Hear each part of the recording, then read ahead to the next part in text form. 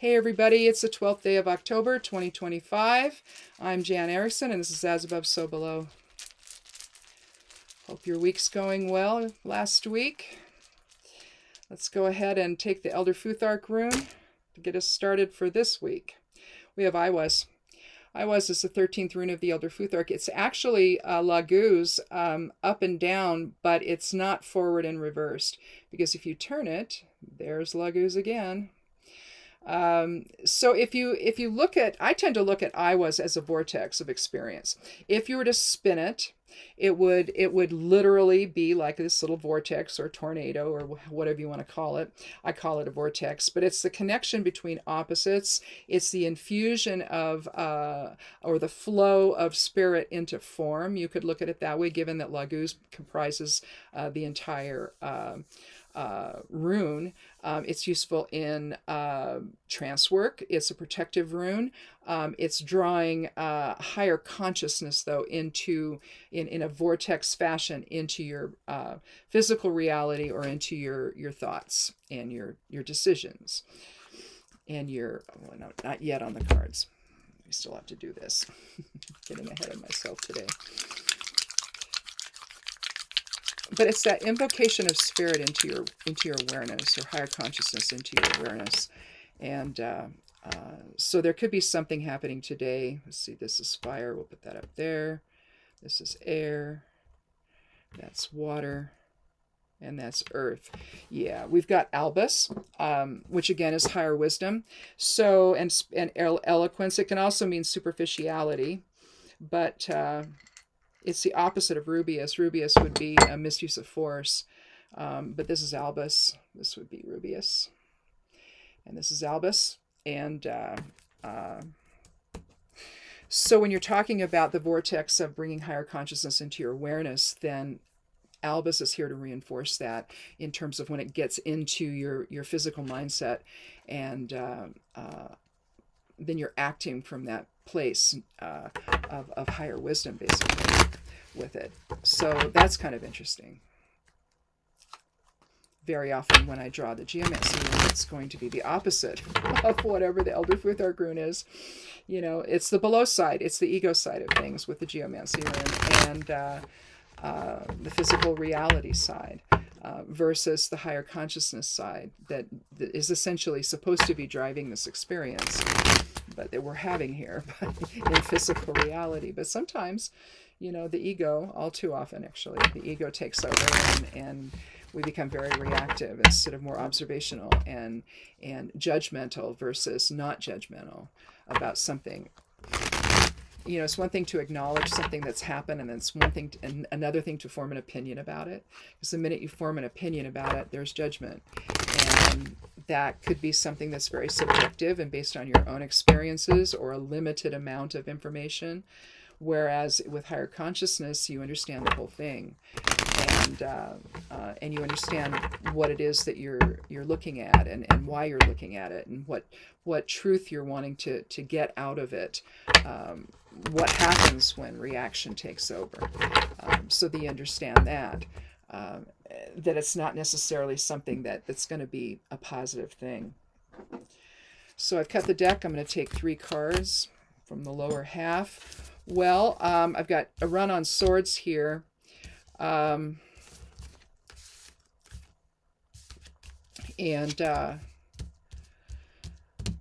then one from the suit of wands. So 2 from the suit of swords and 1 from the suit of wands. So I said that, where is my calculator so I can do the numerology? There it is. I said 13 for I Was. We have the 10 of wands. We have the 3 of swords and the 10 of swords. So that's interesting. Bookends. It comes to 36. 3 and 6 is 9. I'll do that one more time. 13 plus 10 plus 10 again plus 3. That's 36. Okay, so we have a 9 numerology. 9 can be about endings and completion. It can be about spirituality and generosity. But generally speaking, I look at it as the end of something. And we see here with seeing things from a higher perspective here, we'll start out with in terms of the runes and the wisdom that creates for you. We start out with the Ten of Wands. Now here we have somebody who, this is generally seen as the carrying a heavy burden, but I see it in a little bit more nuanced way, and it's probably because I do runes. If you have Degas, which, well, I don't have one sitting out here, so I can't show you, but maybe I have. Oh, I do. Okay, this is Degas. Okay, looks like a little bow tie, and what it means is the end of one phase and the beginning of another. With the Roman numeral 10, if you were to draw lines on either side, you would have Degas. And 10, and the only reason I say this is because 10 literally is about endings and beginnings. And so if you turn this, let's do it that way, on its side, then you have a very skewed form of Degas. But it's fanned out in one's up at the top. It's carried in more of a cluster here down at the bottom. Maybe because it's just easier to carry that way when you're carrying it in front of you. He's got his head bowed. He's leaning into it. This could be his home here. Again, you have this dual line here that shows him on one side and whatever this represents on the other. We'll just say the home. And if you look at wands, you're looking at the fire element, and so you're talking about creativity and new opportunities, and it's very possible that he's taking this group of 10 staffs home, the 10 opportunities that he's gotten, say as an entrepreneur, as a businessman. And he's taking them home to show his family, to say this is what I've accomplished. Is his accomplishments here, based on his creativity, based on gathering more clients or new opportunities, and it's fanned out to so that he care and he does. And the part I like about this card is his head is not looking where he's going. He's sort of bowed. His head is bowed and he's leaning into it. So he knows the way home. He knows the path to success, in other words. And it's through being able to manage all of this here. So we can look at it as the end of one phase, the beginning of something new and exciting. We can look at it in a negative way, but I tend not to, unless the other cards are showing something like that and reinforcing that idea. So let's just keep that as a positive thing right now, where we have the end of one phase, the beginning of another with the 10, and we're carrying our burden in a way that is not really a burden, but that we know the direction we're going in. And so we're just trying to keep some kind of a balance there to where, we don't tip over with it. Problem with that is that we have the Three of Swords. Now the Three of Swords, you see the rain coming down in the back, but you're looking at three swords piercing a heart. So generally speaking, this is thought to be betrayal or a love triangle, where you've got or a friendship issue that's gone awry, where two friends these two are behind this one, and so you've got two people that are doing something behind the back of the other person, undermining them, perhaps talking about them, trying to upset the apple cart here and the opportunities and the success that they're having. It could be something like that. But if you are looking at this as the next card, there's an integration there. 3 can be about integration, can be about communication and mind, body, spirit balance, any of the triplicities of experience, past, present, future, all of that. But there's a level of integration there that is off, and you've got two people that are betraying that you've trusted, that are betraying that trust, we'll say. So maybe all of this is being done in a way that you think is helping the family, is helping this or that, but then suddenly you find out that something else is going on. And so this hard work that you're doing, this burden that you're carrying, see, we could look at it that way. And that's why I say it depends on the cards that are with them, that are next to them in the reading, as to how you're going to read a card. there could be some very subtle idea or nuanced idea about a particular card that someone's come up with somewhere, some tarot readers come up with, and it's like, oh, and if you've been reading all of this stuff and researching and doing your tarot study and all of that, you discover these really off the wall or seemingly off the wall ideas or interpretations of these cards, and suddenly you'll get a reading, you'll go, oh, that's what they were talking about, and I have to wonder with these two. And then the Ten of Swords, which is not as bad as you think. I think that there, you put these two together on either side of a betrayal, and here you have the Ten of Swords, where you see a guy lying on the ground with 10 swords sticking in his back. Well, if you look at that as perception, or what you thought was true, or whatever, as a result of this, you've been working really hard, and maybe you've got a partnership or something that is undermining the hard work that you're doing. And through this vortex of truth, of higher consciousness and wisdom, you got to wake up. And when you do, you can see, interestingly enough, this guy's face is not down in the dirt. It's actually turned toward the light. And you look at the smooth emotional water here. There's always, it doesn't matter, if this is the card of swords in the air element, you've got the water element reflected here. You've got the earth element with the mountains in behind that, and the fire element with the sun returning. So you've got all four elements represented in this card. But to me, what it means is, if you're looking at the end of one face and the beginning of another with this 10, you could even put the Ten of Wands second in the reading, and that would be okay too, but I think I'm going to leave it where it is.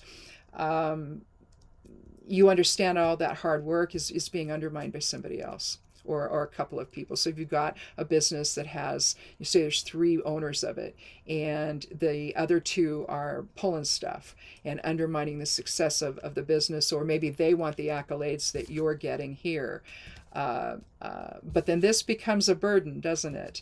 And but in the end, after you understand what's happened and the undermining that's happening, undermining your success, undermining your progress, undermining the opportunities that you're trying to pursue on behalf of everyone, right?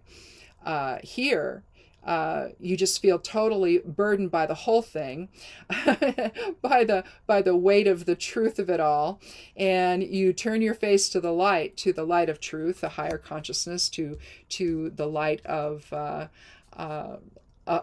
the new day, essentially. So end of one phase of dealing with people that are not being honest brokers with you, and now you're willing to let all that go, and the commitment that you had, and the maybe the legal arrangement you had with them in terms of the business, for example, if this is a business, or it's a relationship, maybe, where your love partner has done something that is undermining the success of the relationship and all the hard work that you've put into it, to help keep the family going, or the relationship going, or the partnership going.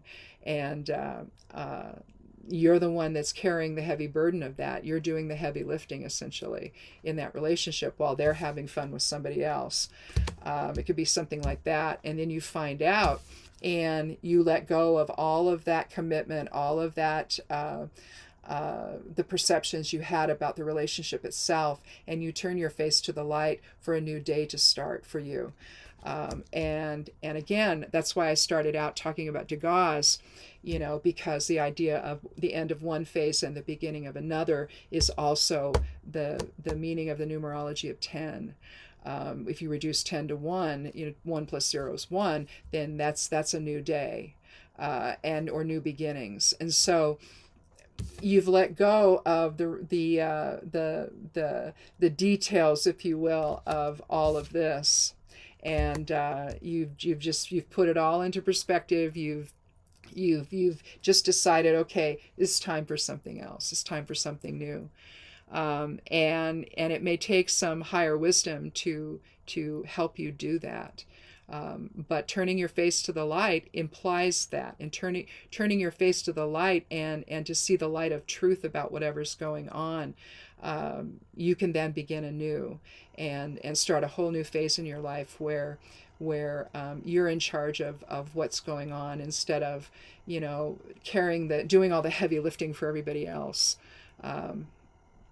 It's like when you have a group of people that are working on something together, a project, and you're the only one doing the work, and the others are just sort of undermining you when it comes time to say, oh yeah, we're the ones that did all the work here. It's like, no, you didn't contribute to anything. You weren't even there. I did it all, you know. And it then becomes your word against them. And if it's at work, then the boss is having to figure out, well, who's telling me the truth here, you know.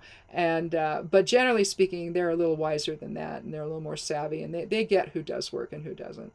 And or maybe they don't. And again, you have to assert yourself in a way that, you know, it's like, well, if this is what I'm going to have to be dealing with in this place, I'm going to go find another job. It's just that simple, you know. So it could be something like that. That could be, you know, letting go of all the commitments that you had, all the agreements you had that got destroyed by this, and putting everything into a different perspective. You know, turning your face to the light, keeping the emotion out of it. If the emotion was still a factor, you would see choppy water here, and you don't. It's all smooth. And so everything's smoothed out, and you understand what's going on, and you're just going to let it all go and not matter anymore, and turn your face to the light, and to the light of truth, and move on into something else, into a new day, where you don't know what's going to happen, but at the same time, you know you're not dealing with this anymore. So again, this could be any kind of betrayal, but it just seems to me that the typical interpretation of the Ten of Wands probably is most appropriate here, where you're carrying the heavy burden, you're doing the heavy lifting in the relationship, and then you find out that whatever it is, if it's, you know, you and several people in a business, or you work in the same business together, and you're part of a team, and you're the one doing all the heavy lifting, and then you finally understand what the true betrayal is. You know, these people maybe try to take the accolades that belong to you. They want to be the ones that get the raise instead of you, for example. So they undermine you to the boss, and just lie. It could be something like that. But if it's a love triangle that impacts your relationship, whether it's a marital one or otherwise, with somebody, you realize that you've been the one doing the heavy lifting in the relationship, while the other is just, you know, doing whatever they want to with somebody else, and benefiting from the work that you do, the lifestyle you can contribute to that relationship, and they're benefiting from it, and they're really not doing anything they're really not your partner. They're just somebody that's taking from you. It could be something like that. And again, you know, having to let go of the perceptions you have about that relationship can be difficult, no matter what kind of a relationship it is, because it involves probably some significant change that's coming, for someone anyway, in it. But here you just let go, and you start anew. You take the emotion out of it. You realize, I'm not going to put any of that emotion of my own into this whole situation. I'm done. And I'm going to see what's coming ahead for me, and without them. And so I think that's probably, you know, we can talk about this in a whole bunch of different ways, but I really think that given this card here, this explains it. This is the actual explanation of the reading, that from betrayal comes a new way of seeing things, and the opportunity for something new in your life to show up. So anyway, I think that's it for this week. Give that some, if it resonates for you. You know, if it doesn't, just sort of hang on to it. You may know somebody that this might resonate for you, so you can share that maybe, or say, go watch the video, she'll explain it all. But anyway, thanks for watching. And again, betrayal's not easy, but it does represent the catalyst for a doorway to open to something better for you and something new, even though you're going to have to let go of some things, and the things you thought about and what you thought was true, you find out really isn't. And that's hard. It's really hard. But as soon as you can, take the emotion out of it and see this for the doorway that's opening into something better. So anyway, that's it for this Sunday. Have a good week if you can, if this doesn't apply to you. But even if it does, see the opportunity where, maybe you're just feeling sorrow and confusion. Let go of that and see the opportunity for the future. And come back again next Sunday for another edition of As Above, So Below. Be good to yourself, be good to one another, and blessed be.